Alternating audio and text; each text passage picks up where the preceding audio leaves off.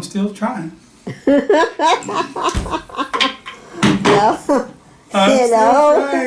You're doing your part of the journey, so it's okay. Yes, right. You do. I got a little rose water here that I'm gonna start off by sprinkling on my hands. Okay.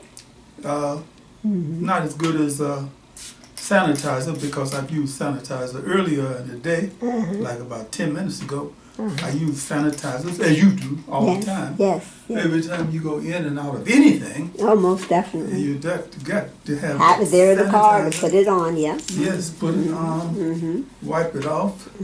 Don't let yourself be enchanted by the idea that you're going to be circumcised. Inoculated.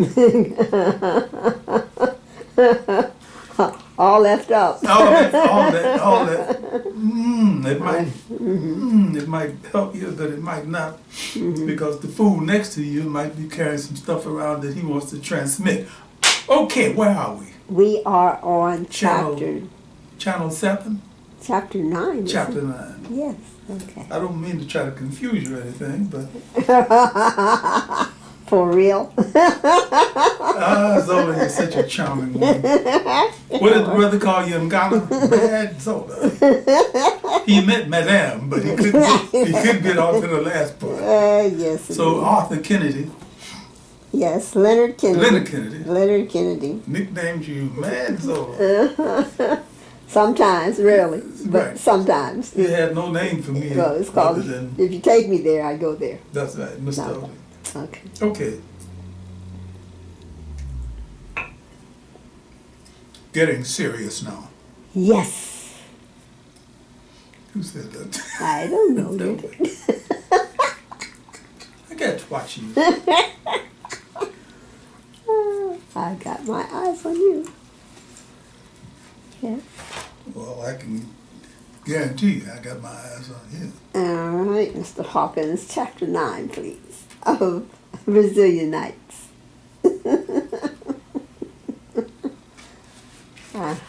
Fool with me, will No. Okay, this is coming from Brazilian Nights. It's called A Journey of Fulfillment.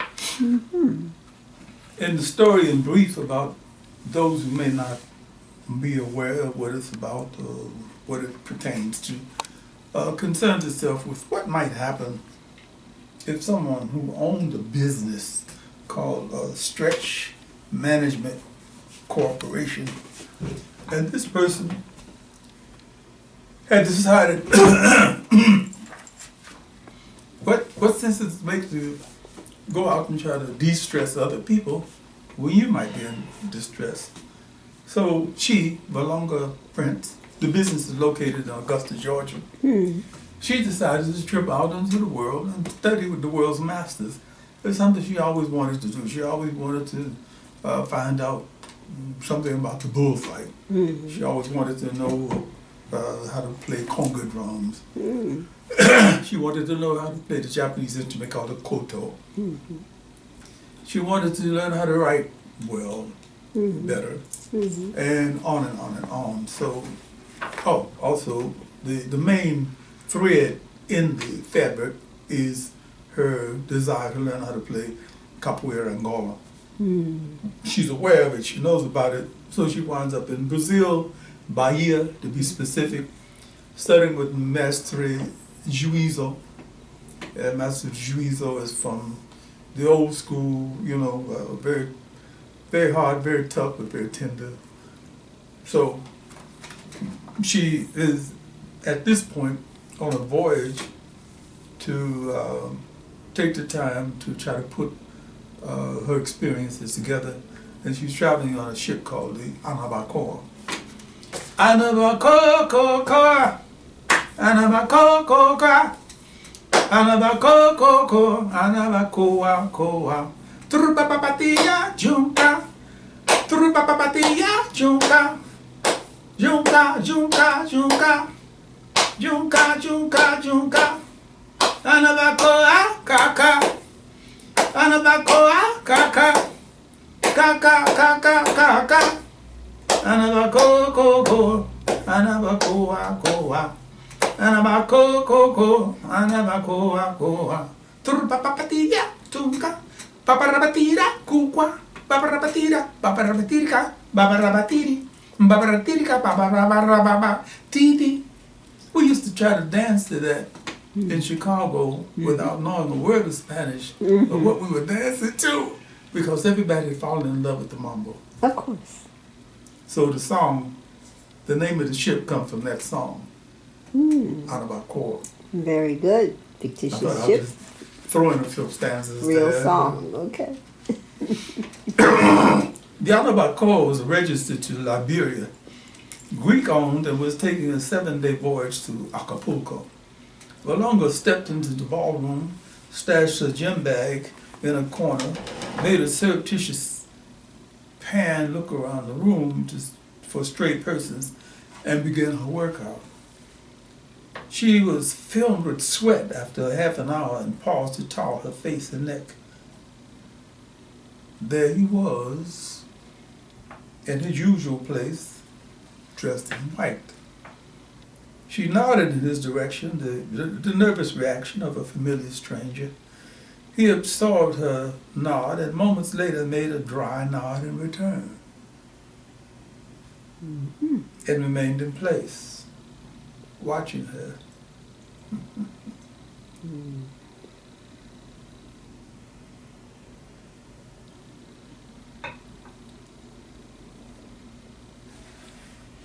Valonga reversed the tape and made an effort to create variations on each movement she had made in the first half hour. She felt self-conscious, as though she were performing in front of a critical audience of one. He stayed for the course of her hour and a half workout and strode out as she was toweling the sweat off at the end. That evening, he bent over her left shoulder at the captain's table and spoke to her for the first time. The seat next to you is empty. May I sit there? Yes, she nodded. My name is Juan Rojo Diablo, and you are Valonga Prince.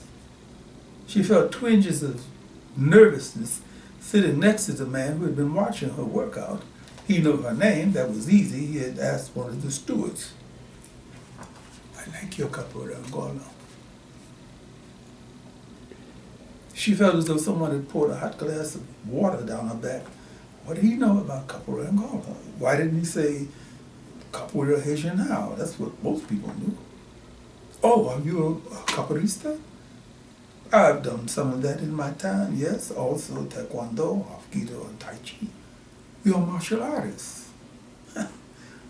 Those elements are a part of my life experience, but I could never call myself a martial artist. I like the discipline for the calling. Their budding conversation was interrupted by the waiters placing beautifully grilled places of Wachinanga Alavera Kursana in front of them. She surreptitiously studied the man's profile in between bites of the succulent red snapper, one of those international types. He could be Brazilian, an Arab maybe, a mulata, a mulatto from Haiti. He talked strangely somehow, almost formally. Very manly looking man, really handsome. Not Hollywood handsome, but really handsome in a way that a man should be handsome. About 45, a young 50, 5 feet 10, 5 feet 10 and a half, trim. He must exercise a lot. Why the white suit? You're trying to guess my race? He turns toward her, his left eyebrow hooked into a humorous question mark. His eyes seem to be dark green, or is it the light in here? It's not so much your racial background that I'm interested in, to be honest. It's why you've been watching me work hard every day. That's what I'm interested in. His smile was delicious. Just the right blend of cynic, optimistic, romantic. I'm interested to see you work out because the movements of Capoeira Angola are so reverent, so filled with spirituality, so deep. His answer startled her, but left her feeling slightly dissatisfied. She did want to know about him racially also. His gaze was direct, disconcerting, patient. I can see that you understand a lot about Capoeira Angola. Now then, let's get the racial thing out of the way.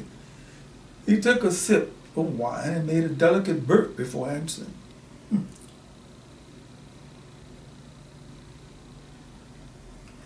I consider myself a world person.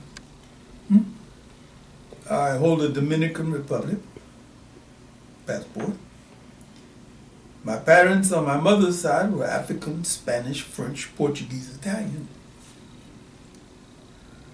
On my father's side, Albanian, Gypsy, Arab, African, Armenian. I could see why you consider yourself a world person. Once again, he smiled at her. She felt he was sharing a neatly packaged secret. They simultaneously turned their attention to the other people at the table. There were 15 altogether, 2 couples and 11 singles. She had been surprised to be invited to have dinner at the captain's table every evening. It is a custom on the Anabacoa for singular passengers to sit at the captain's table. It is not required, of course. It seemed to be an intelligent idea, and she bought into it. It was obviously better to join a group than occupy a table alone, pretending to read a novel. Novels. The cruise was going to clear her head for a novel. She had the beginning and middle of Nelson Pratt. It was going to be a composite of Nelson Mandela and Geronimo Pratt. It was going to be a 300-page work detailing the plight of political prisoners in the United States of America. Have you been to Acapulco before, Miss Prince? No, I haven't. They exchanged eye signals and smiled at the sight of the lustful couple across from them. They had escalated from being a single man and woman in 2 days to being a hot, breathing duo with hands that constantly rolled over each other's bodies. I don't think you would like Acapulco very well. She was decidedly undecided about how to feel about him. She liked his charm, the coolness of his approach, but you felt uneasy about his goal. What was he after? A sexual conquest? Or a chance to say, I put another notch on my gym during the cruise to Acapulco. They smiled at each other over the afternoon coffee and cognac. If you are not going to your cabin, may I ask you to join me in a stroll around the ship? Valonga felt the urge to laugh. This is like something on TV. What was that fluffy-head program called? The Love Boat. They strolled around the upper deck of the Anabacoa, sipping cognac.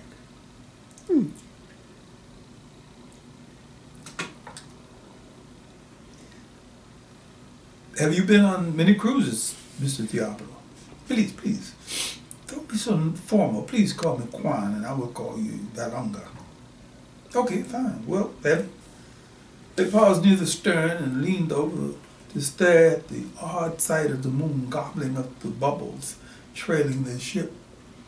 She felt he was being slightly too theatrical when he answered, Yes. I've been on many cruises, many voyages. Sometimes I think too many. She stared at his profile in the moonlight, the ship's lights striking the odd planes of his face. He looks like an ancient Egyptian pharaoh. Yes, too many voyages. He murmured more to himself than to Valonga, and then suddenly turned to her with a bright smile. And what will you do in Acapulco? She suddenly felt embarrassed to be caught studying his profile, to be thinking, I'm going to work on a novel. She liked the quizzical hook that forked his left eyebrow. But I thought you were a capoeirista, an Angolero. I'm working on that too, and the novel too. You are a woman with amazing talents. She decided to not ask if he was joking or not. They continued their stroll, passing couples with their arms linked around each other, moonstruck. They strolled and stepped silently for a while. And what will you be doing in Acapulco, Mrs. Diablo? Please, please, Juan. In Acapulco? Nada. The cruise is only for the sake of giving me a few days to think, to relax my brain, take a break from the fast lane. Is your line of work that stressful? This is the distress management. Right. Right up her line. The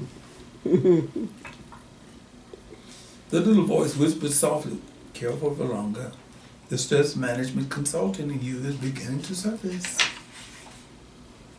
I'm an archaeologist, and to some it might not seem stressful, but when you've been working on a project for a number of years, it can cause a bit of a problem. An archaeologist, she didn't know whether to believe him or not.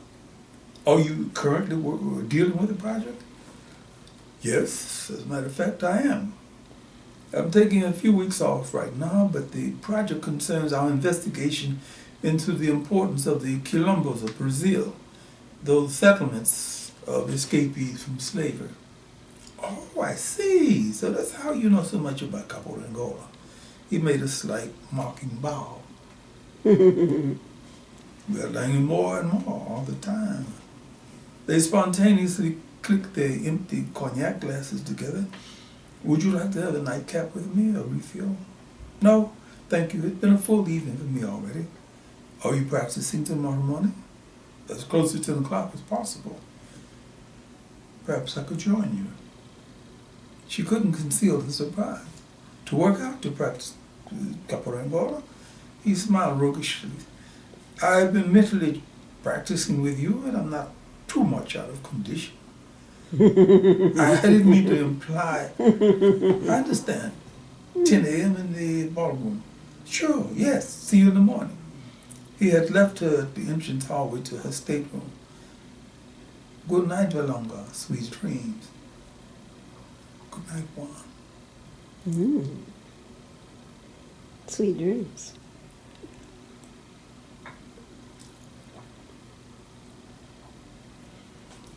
After hours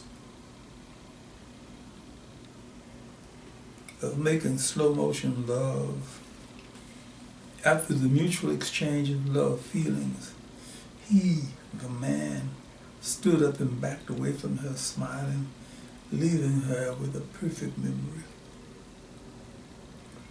She didn't feel the urge to know him beyond the point that they had been together. It had been perfect. No need to spoil it with any emotions beyond the ones they had shared. Malana seemed to flow back into Valonga's field of vision, her body steaming from a brief dip in the river. A word of caution, Valonga. You can get what you wish here, if the vibe is right. Valonga slowly opened her eyes and stared through the porthole above her bed. Juan Rojo Diablo was the man she had made love to on her fantasy dream trip with Malana, the braider. She felt absolutely certain that he was the man. She sat up in bed and wrapped her arms around her knees. Juan Rojo Diablo is the man that I made love with in a dream. How did he? What's he doing here? She sprawled back in bed, staring at the mocking face of the moon, remembering the gentleness of the man, the complete satisfaction he had given her. A half hour later, she climbed out of bed, unable to sleep, opened her notebook and worked on the outline for Nelson Pratt. They nodded formally to each other, their images reflected in the ballroom mirrors. She tried to conceal the strange feeling she had about him, about what they had shared. Or had they? Valonga placed the tape of Master Geronimo singing his composition, Angola, Angola, in the cassette. Valonga felt proud of being a member of the chorus that was made up of students from the Capoeira Angola. The beautifully liquid music of Mastery's berimbau and voice took them quickly through a warm-up. They opened up their movement section with music from Mastery Pastinha's Academia. The profound sweep of the music forced them to form low movements to do their graceful gingas in a crouch. They were absorbed by the feelings of Capoeira Angola, but carefully studied each other peripherally. How smooth and clear his movements are. So much grace, her ginga, beautiful, lovely. After a separate period of practice, they subconsciously fell into order. Suddenly, they were playing each other, matching stamina and intelligence in a physical chess game. Valonga made a conscious effort to remember every instruction Master Juiza had given her. Don't be in a hurry. Feel the movement. Be exactly precise. Don't aim your kick everywhere. Be precise. Chamadas de imagem, asteira, meia-lua, cabeçada, au, giratório, benção, juízo. They came to a spontaneous halt and shook hands, breathless, and bathed with sweat. You play very well, Valonga, very well. And so do you, Juan. Malicia, little Malicia here. A lot of Malicia there. Hey, what's the deal? They were stunned by the applause that erupted from the half-dozen passengers who had filtered in while they were playing. He smiled and said, you see? They also approve of your Capoeira Angola. They towel the sweat from their faces, feeling loose, clean from the exercise. Valonga, will you have lunch with me? Sorry, Juan, I've got homework to do. She had already decided to place a distance between them. She felt uneasy about him somehow. He was the man she had known in her trip with Mandela, but there was a distinction. This man seemed to want something. The man in the other place shared only a memory. He made another semi-formal bow before they parted in front of the ballroom entrance and went his way without another spoken word. Gosh, that was really some wonderful stuff you guys were doing. What's it called? Valonga looked into the bubbling, freckled faces of the twins, questioning her, and made a spontaneous decision. It's called Capoeira Angola, and if you're here tomorrow morning at 10 a.m., I'll give you a first and only lesson. Wow, gee, thanks, we'll be here. The twins scrambled away. Valonga made a meditative stroll to her cabin. Good, I need company around this guy, around this man. She showered and laid face down on her bed. The game that they had played was different from any she had ever experienced. He had cut off her movements at times, as though he could read her thoughts and knew exactly where she was going to move next. She shivered, remembering how closely they had worked together, how closely they had played together. I have to find out who his master was. Nelson Pratt claimed her attention toward the afternoon. She fell into a deep sleep, feeling the pressures of the bars around her. She was Nelson Pratt in solitary, licking her wounds after a 4-hour torture session with members of the security detachment. Valonga felt certain that Nelson Pratt would have an uphill struggle for publication. Once it suggested the U.S. has ever had political prisoners and that they've been tortured. Mentally, she reviewed the J. Edgar Hoover era, the Bush CIA administration, the assassinations, shootouts, dirty tricks, sneaky tricks to squelch legitimate grievances against racism, discrimination, sexism, and sheer political complaints. How can I write what is common knowledge for some people and not seem hypocritical by saying, I love America? Why the hell did I pick this subject to begin? The writer should make every effort to tell the truth as he or she sees it. That's about all anybody expects of you. Mm-hmm. She scribbled a note to herself to write Brother O to tell him that she was going into her first novel, that she was really trying to tell the truth. Mm-hmm. I'm sure he'll be pleased to hear that. By dinner time, she felt lightheaded with hunger. In the modern history of all the political repression she could casually recall, the first political prisoners in this land of the free and home of the brave were probably black.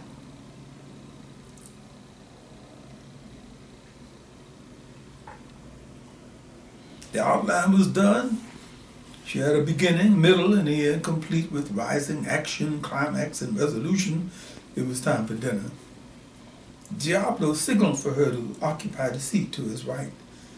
He had placed her name on a card and propped it against a water glass. Slick guy,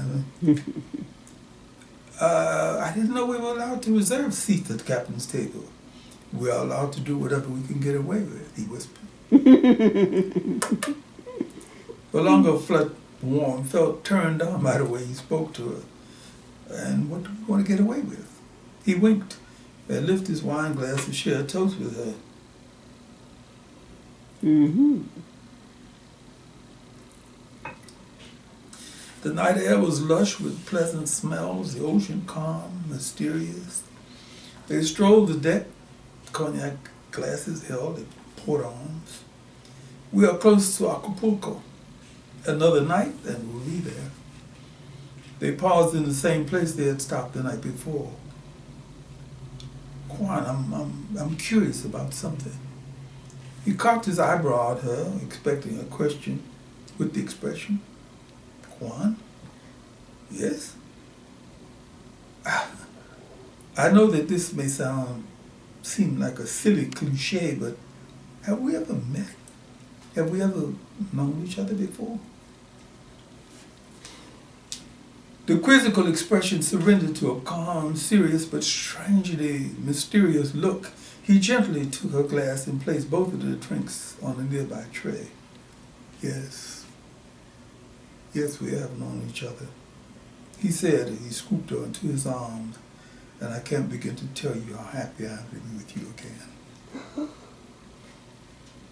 Valonga embraced Juan, holding her body against his as though they were dancing in place. She stared into the distance beyond his neck, shivering from the experience. Where did we know each other before? She asked in a small, faraway voice. You remember, I'm sure you do, he replied and kissed her. The kiss did it. With her eyes closed, she could imagine the beautiful place Mandela, the braider, had taken her, the delightful atmosphere, the peacefulness. She didn't want to believe that she was there again with the man, but she was. And once again, they were naked, creating waves of exquisite pleasure for each other. The sky was streaking with shards of gold and silver light when he quietly removed himself from her bed, smiling. Remember, he reminded her, you promised to give 2 little girls a Capoeira Angola lesson. She nodded, her senses washed by a dreamy attitude. I will too. A promise is a promise. He disappeared without a trace. She woke up 2 hours later, cradled her head in her hands and tried to recall the specifics of what had happened. They had made love for hours, but she felt between her legs and couldn't feel any evidence of it. She turned to stare at the pillow next to her and had no sign that her head had pressed it. The chair next to the bed where he had lain his clothes, no sign. And yet she felt completely satisfied. She wanted to see him, to tell him that she loved him, that she loved the feeling he created in her. Mm. And that's the end of chapter 9. Whoa. That's what they said too. Yeah.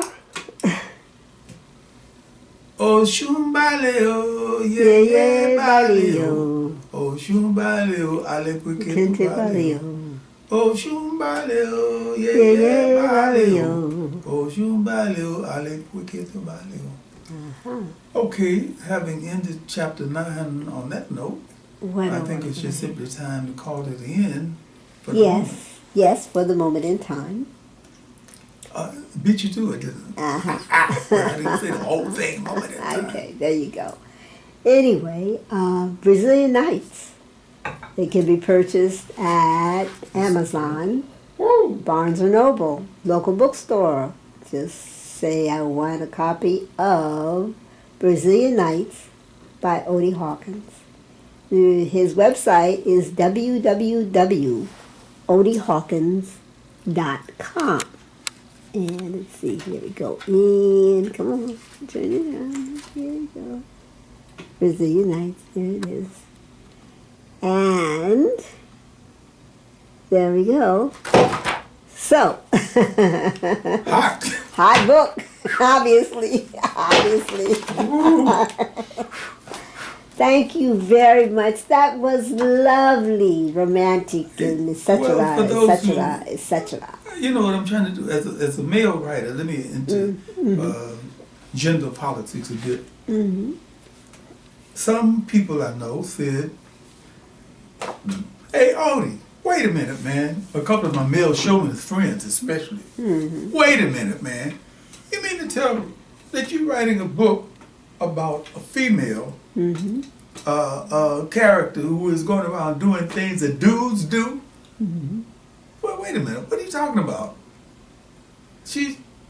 Why wouldn't she be? No, it ain't about what dudes do. It's what people do. Thank you. Well, they said, I'm not going to mention Ralph's name, or Palmer, or Sam, or any of my friends.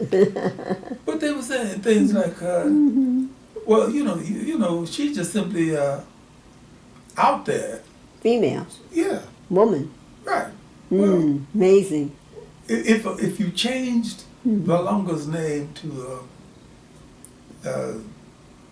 Fred, Victor. it would be cool. Yes. Everything that she did would be cool. That's it. Well, But I wanted to take another tack, and I hope I'm not being, I don't know, too feminist about this, but please, you're in touch with your feminist side. With all the teaching that's been whipped into me by people like Salena-Hawkins, I think that it's quite normal that women should be offered the same opportunities and circumstances that men would be allowed to, and that's all I'm going to say about that.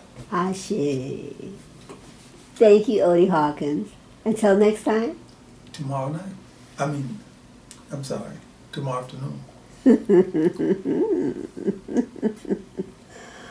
All right. Good night. Yes. You know, when you